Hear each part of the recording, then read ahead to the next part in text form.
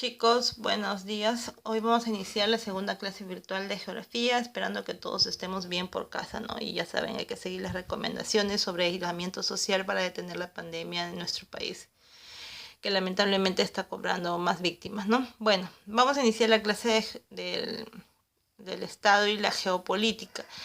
La geopolítica va a ver el Estado, ¿sí? Y la va a hacer una comparación con una célula, es decir, va a ver al Estado como un ser viviente más que como un ente inerte. Eso quiere decir que, por ejemplo, comparado a una célula, quiere decir que para la geopolítica el Estado tiene un nivel de desarrollo, es decir, nace, se desarrolla, crece y va a desaparecer o va a morir en algún momento, ¿no? Ahora, si hacemos o vemos aquí o visualizamos la comparación, por ejemplo, ¿no? Va a decir que, por ejemplo, en el caso de la célula hay un núcleo, obviamente que es la parte más importante de la célula, donde se va a compartir el material genético. En este caso, en el estado, vamos a ver que el núcleo va a ser comparado con la capital, ¿no? Claro, porque justamente en las capitales de los estados se centra todo el poder económico, político, religioso y social de un estado, ¿no es cierto? Es ahí donde se toman las decisiones, o desde ahí es donde se dirigen las decisiones más importantes a nivel nacional. Por ejemplo, no tenemos aquí, por ejemplo, el Poder Ejecutivo representado por el Palacio de Gobierno y por nuestro presidente, que se encuentra en la capital de Lima, es la que hoy en día, por ejemplo, está dirigiendo todo la movilización para enfrentar la pandemia que hoy estamos viviendo. El citoplasma, que es la parte que rodea el núcleo, va a ser comparado en el caso del Estado con un espacio de crecimiento, ¿no? Tiene que ver, obviamente, con las telecomunicaciones, el sistema económico, la sociedad, la población y el territorio, ¿no?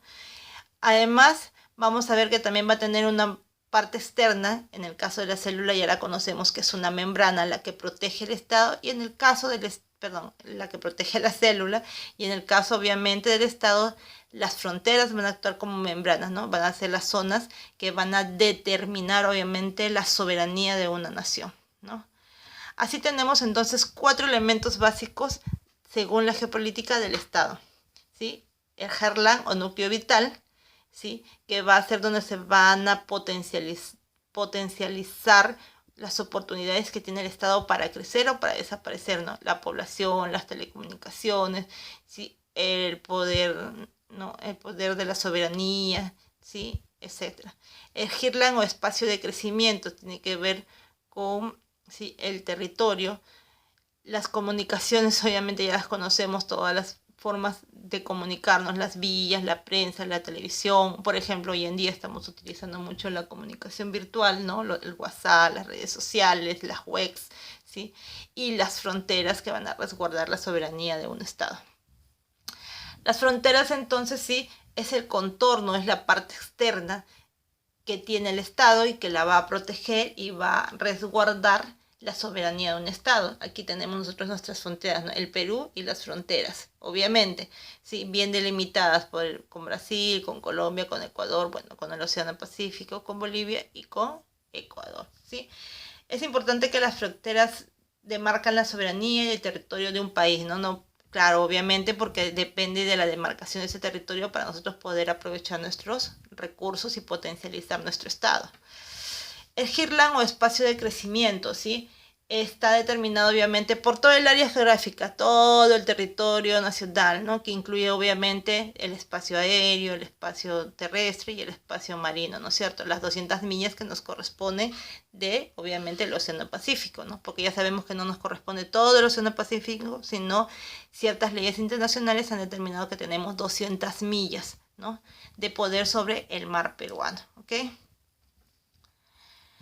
Tenemos entonces dentro del espacio, según dice Rudolf Hagen, si un geopolítico nos dice que el espacio va a desarrollarse de 3 maneras, ¿no? O va a desarrollarse, o va a detener su desarrollo, o va a desaparecer. Por amalgación, dice un espacio que une a otro por tener las mismas inquietudes y los mismos intereses, ¿no? En la época virreinal, por ejemplo, hubo este tema de la amalgación, porque recuerden ustedes que por intereses de la corona virreinal y por parecidos étnicos y culturales es que se va a unificar el virreinato, ¿sí? Por ejemplo, va a unir a 4 territorios que hoy nosotros conocemos como, por ejemplo, ¿no? en un solo virreinato de la corona española, que es el de México y el del Perú, ¿no es cierto? Tenían similitudes étnicas y por eso es que lo más, digamos, juicioso era amalgarlo, unificarlo, ¿no? Eso lo veían conveniente en aquella época de la colonización española. Ahora, otro tema también es por colonización, dice, ¿no? Es el crecimiento de un estado por tener uno de ellos superioridad sobre otra. Lo que pasó en la época del virreinato, volvemos a tomarlo como ejemplo, ¿no? O por ejemplo, en la época en que llegaron los colonos norteamericanos hacia Estados Unidos, o lo que nosotros conocemos como Norteamérica, ¿no? Tenían superioridad de conocimiento y es por eso que ellos se impusieron, ¿sí? Como un nuevo orden dentro del territorio americano. Y la conquista, que está el término, yo pienso, muy mal dado, ¿sí? Debería ser la invasión, que es el crecimiento de un estado, ¿sí? Usando la fuerza y haciendo el pueblo sometido. Ya hemos explicado que cuando tú conquistas no sometes, ¿no? Es diferente. En cambio, en el caso de ahí, yo creo que deberían determinar el término como invasión, ¿no? Dentro de otro de los elementos del Estado también está el Heartland o núcleo vital, que es la zona de mayor desarrollo y que posee la mayor parte de los recursos económicos y humanos de un Estado. O sea, netamente es la población y dónde se desarrolla, ¿no? ¿Qué recursos tiene para poder desarrollar, ¿sí? O poder ayudar a desarrollar a un estado, ¿no? La sociedad es importante, el nivel de educación que tiene, los recursos que tiene para poder desarrollar industria y las diversas actividades humanas que hacen que crezca un país económicamente, ¿no? Dentro de ellos vamos a tener los núcleos de coacción, ¿sí? Que van a ser las zonas de eje o de dominio. En el caso de nosotros, por ejemplo, un núcleo de coacción muy grande es la capital peruana. Ojo, dentro de un estado, ¿sí? Pueden convivir varios núcleos de coacción. Obviamente que los otros van a tener, digamos, menor protagonismo, ¿no? En el caso del Perú, el núcleo de coacción principal sería, obviamente, la ciudad de Lima, porque desde ahí es donde se toman todas las directivas para poder lograr el buen funcionamiento de todo el territorio. Otro núcleo de coacción de menor importancia podría ser las ciudades principales como las de Arequipa, como las del Cusco, ¿no? Y obviamente de ahí vamos disgregando funcionalidades, ¿no? Tenemos, por ejemplo, el núcleo principal que sería Lima, la zona de anexión que serían las ciudades principales del Perú, las zonas de protectorado que serían las zonas más pequeñas, digamos como las pequeñas municipalidades, ¿sí? Las zonas de influencia y las zonas de interés. Las comunicaciones son las vías que favorecen el tráfico del núcleo de cohesión, son los diferentes sectores, dice, geográficos del Estado. Dan impulso creador a la cultura y propician el desarrollo del Estado por ser el vehículo de la civilización. Si hablamos de comunicaciones, no solamente nos estamos refiriendo, por ejemplo, a todo aquello que nos permite comunicar, si valga decir teléfonos, celulares, ¿no? WhatsApp, que son hoy en día muy importantes. Hoy en día, por ejemplo, nos sirve ahorita un montón para poder estar comunicados con esto de la inmovilización. Pero también dentro de las comunicaciones están consideradas las vías de comunicación terrestres, marinas y aéreas, ¿no es cierto? El hecho de poder nosotros tener buenas carreteras hace que, por ejemplo, logremos traer productos de otros lugares para poder abastecer las ciudades principales o podamos también importar y exportar productos, ¿no? Así se logra un buen desarrollo económico de un país. Dentro de ellas vamos a tener las vías comerciales o económicas, ¿sí? Que sirven para el intercambio comercial. Quiere hablar netamente del intercambio comercial entre regiones o entre países, ¿no? Las rutas religiosas, porque sabemos muy bien que también las ideologías tienen gran impacto sobre una sociedad. Es así que, por ejemplo, en ciertos sectores religiosos hay rutas establecidas para hacer los peregrinajes, ¿no? Las rutas intelectuales, que son las que unen centros de desarrollo cultural, ¿sí? Quiere decir las rutas hacia esos centros históricos que realzan la identidad cultural de un pueblo.